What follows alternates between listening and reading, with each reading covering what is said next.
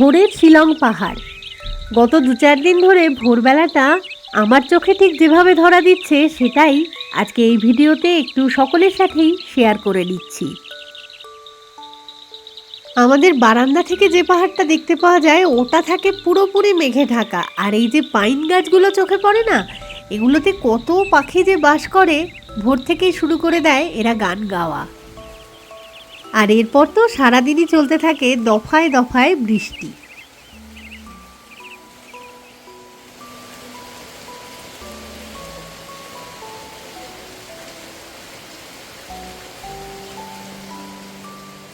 আজকেও সকাল থেকে বৃষ্টি, মানে প্রত্যেক কটা দিন বৃষ্টিতে পাগল করে রেখে দিয়েছে একেবারে। তো এই বৃষ্টির মধ্যে মানে এমন অবস্থাটা হয়, ডিপ্রেসিভ ওয়েদার একটা, তো সেই কারণে ঘরের কাজও করতে ভালো লাগে না, আবার কোথাও যে বেরোবো সেটাও ইচ্ছে করে না। মনে হয় যে বেরোবো, তারপরে ফিরে আসার পরে আবার সেই ভেজা জামা কাপড়গুলো কোথায় মেলবো, কি করব, কিছুই তো শুকোচ্ছে না। কাচাকুচি করলেও মানে শুকোতে বোধহয় একটা জিনিস 2-3 দিন টাইম লেগে যাচ্ছে। তো এই ঝামেলার মধ্যে বেরোতেও ইচ্ছে করছে না। তো আজকে ছুটির দিন, একটু না বেরোলেও নয় আর কি, তাই ভাবলাম যে সকাল থেকে কাজকর্মগুলো সবগুলো কমপ্লিট করি, তারপরে দুপুরের দিকে খাওয়া দাওয়ার পর না হয় একটুখানি কাছে পিঠের মধ্যে কোথাও একটুখানি ঘুরে আসবো। যেমনটা বলছিলাম আর কি, দুপুরবেলা লাঞ্চ সারার পরে কাছে পিঠের মধ্যে কোথাও একটুখানি ঘুরতে যাব। তো বেরিয়ে এখন পড়েছি, যদিও বৃষ্টি কিন্তু পুরোপুরি কমেনি। সকালবেলা যেমন অতি ভারী বৃষ্টি হচ্ছিল, এখন হচ্ছে ঝিরঝিরে বৃষ্টি।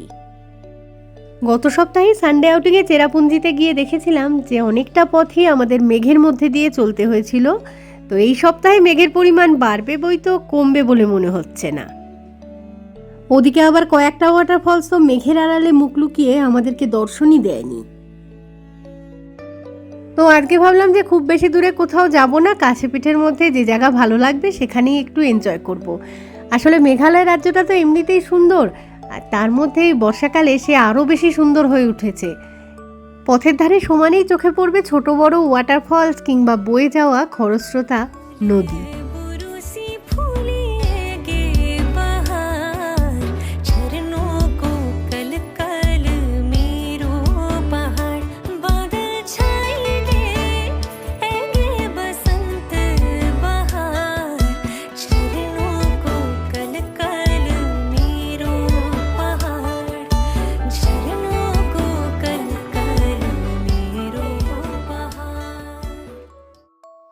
আজকে আমাদের বেড়ানোটাই একটু অদ্ভুত টাইপের, মানে যেখানে ভালো লাগবে সেরকম জায়গাতেই দাঁড়িয়ে যাব। তো পথের ধারে একটা সুন্দর নদী দেখতে পেয়ে মনে হলো যে এই জায়গাটাতেই গাড়িটা একটুখানি থামানো দরকার। এখানে দেখ কত গাড়ি দাঁড়িয়ে রয়েছে, কি এরা এইসবই দেখতে এসছে, মানে জলগুলোই। আসামের গাড়ি সব, প্রচুর টুরিস্ট আসাম থেকে এসছে। ভারতবর্ষের অন্যান্য রাজ্যে যে পরিমাণ গরম পড়েছে এই বছর, সেই তুলনায় মেঘালয় হচ্ছে রীতিমতো স্বর্গরাজ্য। তো এখানে তো এবছর একটু ট্যুরিস্টের ভিড় হবে, এটাই স্বাভাবিক। আর বর্ষাটাও যেহেতু তাড়াতাড়ি ঢুকেছে এখানে, তার ফলে নদী ঝর্ণা সব কিছুই যেন জলে টইটুম্বুর। এই যে এখানের নদীটা কি সুন্দর বয়ে যাচ্ছে, সারা বছর এতে জল থাকে কি না খুব একটা জানি না আর কি। বর্ষাকালে এই জায়গাগুলোর এই সুবিধা, মানে যেখানে জল পড়ছে সেটাই ওয়াটারফলস হয়ে যাচ্ছে। আর এখানে তো রীতিমতো মানে বড় সড়ো কোনো ওয়াটারফলস যেমন হয় তার চেয়েও সুন্দর বোধহয় জায়গাটা হয়ে গেছে। কি সুন্দর দেখতে লাগছে এই পেছনের ভিউটা। প্রচুর জল এখন সারা রাস্তাতেই, মানে অনেকগুলোকে ক্যামেরাবন্দি করতেও পারিনি, এত সুন্দর সুন্দর ওয়াটারফলস ক্রিয়েট হয়ে গেছে। তো এই 2 মাস এরকম মজাদারভাবেই চলবে আর কি। নদীটা সত্যি এক কথায় দেখতে অসাধারণ লাগছে, মনে হচ্ছে যে জলের মধ্যে পা চুবিয়ে নদীর পাড়ে একটা পাথরের উপর চুপচাপ বসে কাটিয়ে দিই সারাটা দিন। তো আজকে একটুখানি দেরি করে ফেলেছি বলে আফসোস হচ্ছে। তো যাই হোক, সামনের দিকে আমরা এগোতে থাকবো, তো আমাদের সাথে সাথেই নদীটা কিছুটা পথ তো এগোবে।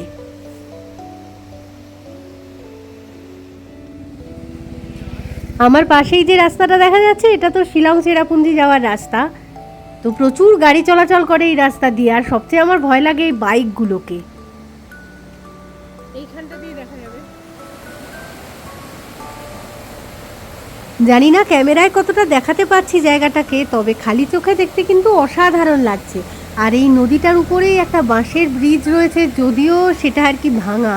ওটার উপর দিয়ে মানে এপার ওপার করার মতন সাহস দেখানোটা খুব একটা উচিত হবে না আর কি। তো এবার আর এখানটায় ঘোরাঘুরি না করে গাড়িতে গিয়ে বসবো, আরও কিছুটা সামনের দিকে যাব আর কি। সেখানে গিয়ে এই নদীটা আরও সুন্দর একটা ওয়াটারফলসের মতন সৃষ্টি করেছে, সেটা আরেকটু এগোই, তারপর না হয় দেখাবো।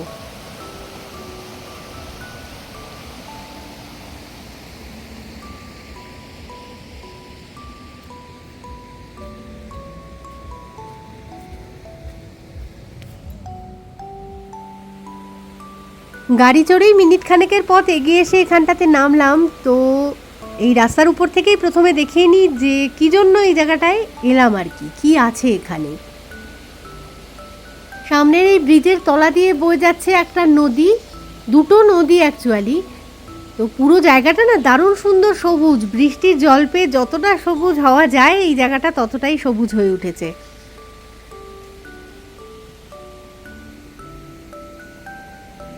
প্রথমে ব্রিজের উপর থেকেই নিচে নদীর ভিউটা আগে দেখিয়ে নিই, তারপর জলের কাছাকাছি তো যাব অবশ্যই।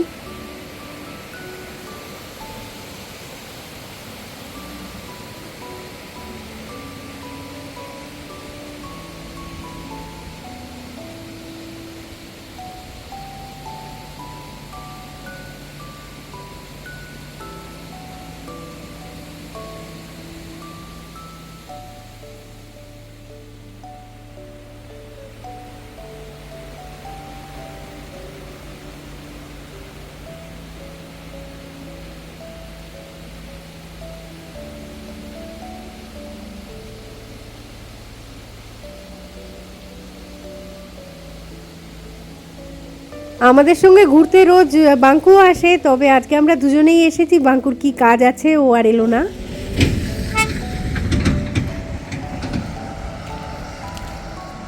গাড়ি দাঁড় করিয়েছি এখানে। কোন দিক দিয়ে নামবো রে? কি সবুজ ঘাসগুলো, কি দারুণ। হ্যাঁ, ভীষণ সুন্দর নদীটা, যেটা উপর থেকে দেখালাম না, সেটার দিকেই এগোচ্ছি এখন। পুরো কাদা কাদা, কিন্তু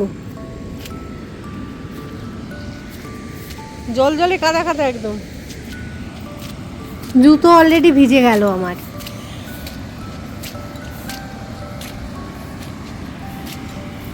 পুরো একদম সবুজ ঘাস চারদিকে, খুব সুন্দর একটা নদী সামনে ফ্লো করছে। এই যে আরেকটু সামনের দিকে যাই, তারপর ভালো করে দেখাচ্ছি।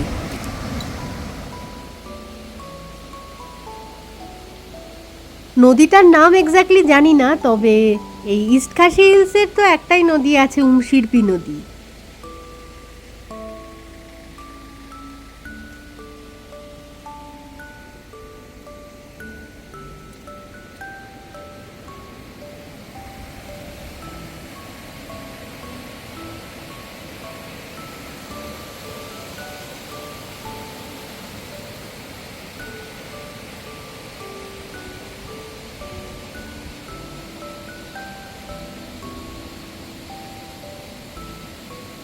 দুটো নদী আর কি দুদিক থেকে এসে এই জায়গাটাতে মিশে যাচ্ছে।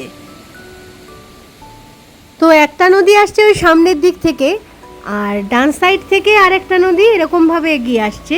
এই পার্টিকুলার পজিশনটাতে মিশে গিয়ে সামনে বয়ে চলছে। সামনে ব্রিজটা রয়েছে, ব্রিজের তলা দিয়ে নদীটা যাচ্ছে। আর ওই ব্রিজটা হচ্ছে অ্যাকচুয়ালি রাস্তাটা, যে রাস্তাটা দিয়ে আমরা এলাম আর কি। এটা সেরকম অর্থে তো কোনো টুরিস্ট স্পট নয়, তবে যখনই চেরাপুঞ্জির দিকে আসি আর কি, এই জায়গাটা কিন্তু চোখে পড়ে, ভালো লাগে বেশ দেখতে দূর থেকে।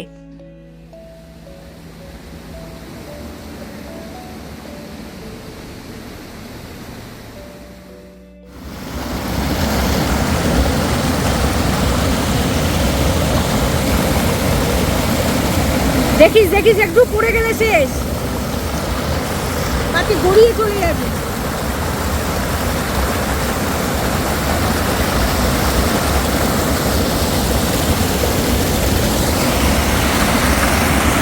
এই জায়গাটা কিছু সুন্দর, অপূর্ব সুন্দর, এটা মানে এত ভালো দেখতে।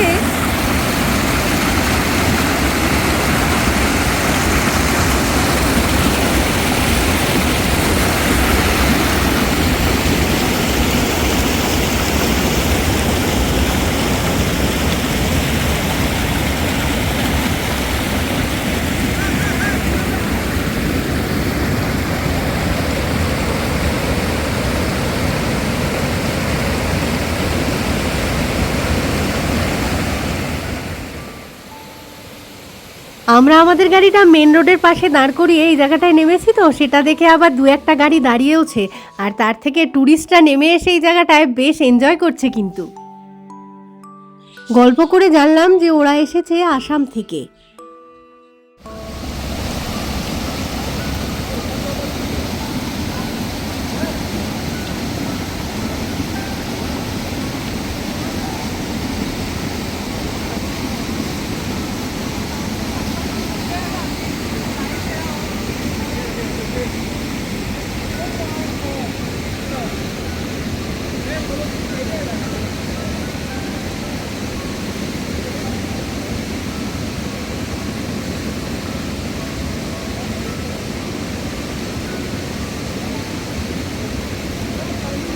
গর্ত আছে, যাস না। আর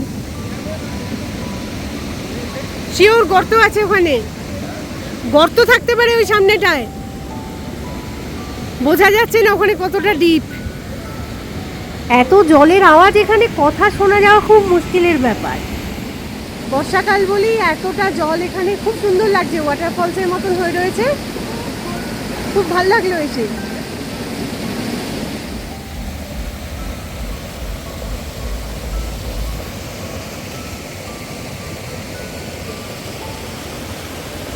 এইটাতে চলে আয়, এইখান দিয়ে নেমে পড়া যাবে।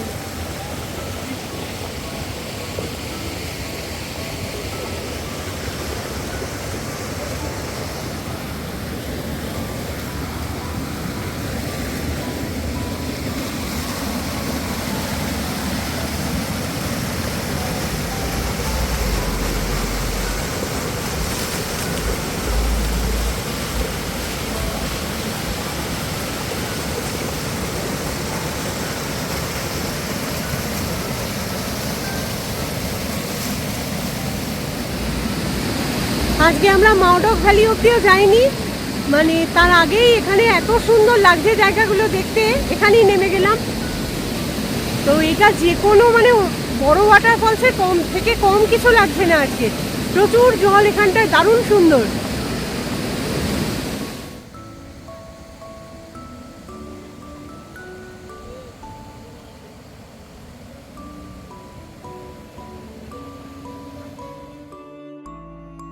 নিচ থেকে উপরটায় উঠে এসেছি রাস্তা পর্যন্ত, তো কি সুন্দর একটা গাছ এখানে হয়ে রয়েছে। তো ওই নদীর জলের ধারাটা এদিকে যে বয়ে গেছে সেটা একটুখানি দেখার চেষ্টা করি। এই যে এরকম ব্রিজের তলা দিয়ে এসে জলটা সামনের দিকে চলে গেছে আর কি।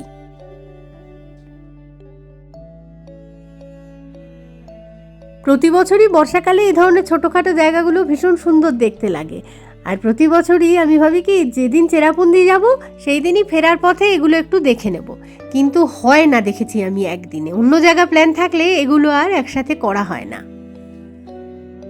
আজকে যেমন অন্য কোনো জায়গা প্ল্যানে রাখিনি, এই জায়গাগুলোই দেখব বলে বেরিয়েছিলাম এবং ভালো লাগলো ঘুরে বেশ।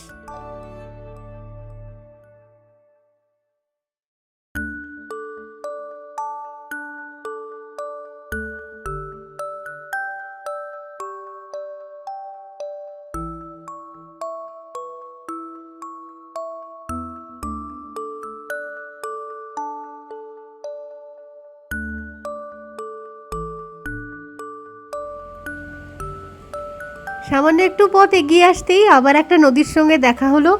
তো আগে যে নদীটা দেখেছিলাম সেটাই হয়তো এইদিকে ফ্লো করে আসছে, এক্স্যাক্টলি আমি বুঝতে পারছি না সেটা। যথারীতি খোঁজা শুরু হলো যে কোন রাস্তা ধরে জলের কাছাকাছি যাওয়া যায়, তো পাওয়াও গেল একটা সিঁড়ি। তো একটু নামা যাক তাহলে নিচের দিকে। এই সিঁড়িটা ধরেই সোজা নিচ অবধি নেমে গেলে জলের পাশে পৌঁছে যাওয়া যাচ্ছে। এরকম ঘুরে বেড়ানোর কিন্তু একটা আলাদা মজা রয়েছে, মানে যে জায়গায় হয়তো কেউ কোনোদিন আসেনি ঘুরতে, সেই রকম জায়গাগুলো নিজেরাই একটুখানি এক্সপ্লোর যদি করা যায়, এর চেয়ে মজার কিছু হয় না।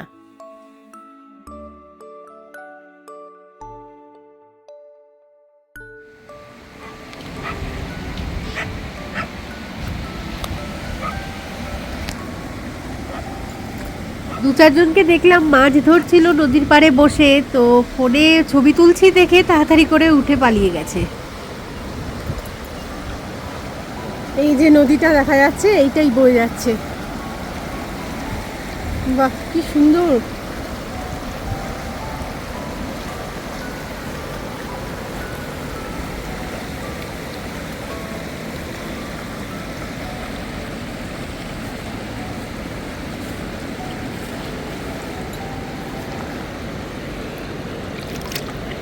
কি ঠান্ডা জলটা হাতে নিলে কিন্তু পরিষ্কার, এমনিতে দূর থেকে ঘোলাটেই লাগছে কারণ কাদা মেশানো।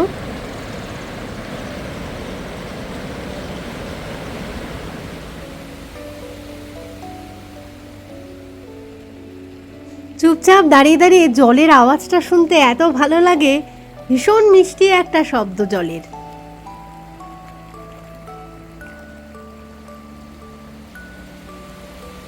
দারুণ সুন্দর জায়গাটা, অসাধারণ।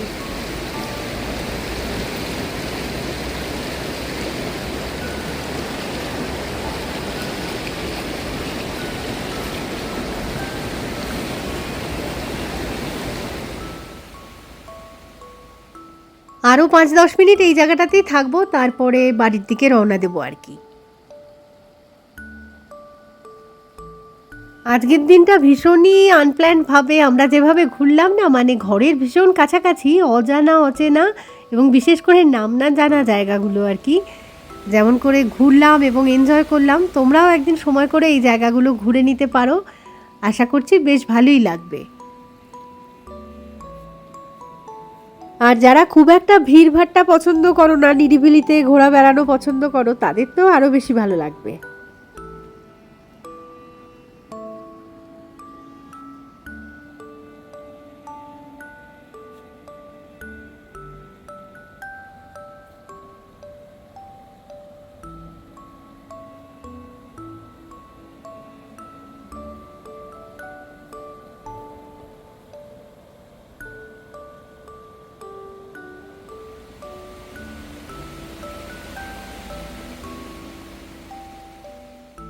বাড়ি থেকে আজকে মোটামুটি 12:30 নাগাদ বেরিয়েছিলাম, তো এখন প্রায় 4টে বাজতে চলেছে। তো অনেকক্ষণ সময় কাটালাম আর কি এদিক ওদিক ঘুরে। তো এবার বাড়ির দিকে রওনা দেব।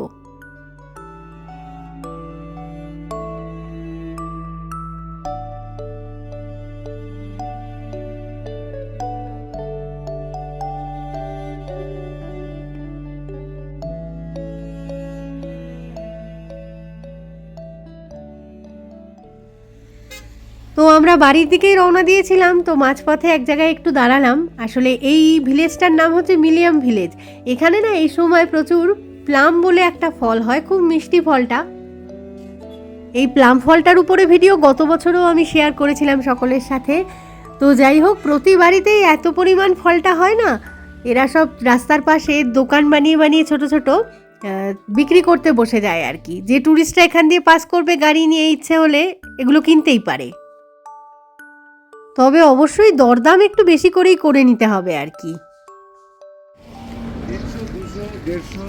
হ্যাঁ, প্রতি বছর 100 টাকা করে দাম বাড়ে। দাম বেড়ে গেছে প্রতি বছর 100 টাকা দাম বাড়ে।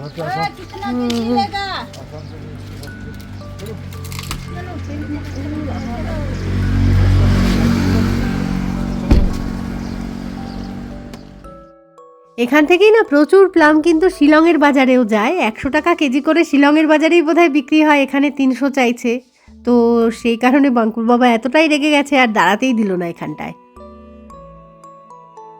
তো যাই হোক, ফাইনালি এখন চললাম বাড়ির পথে।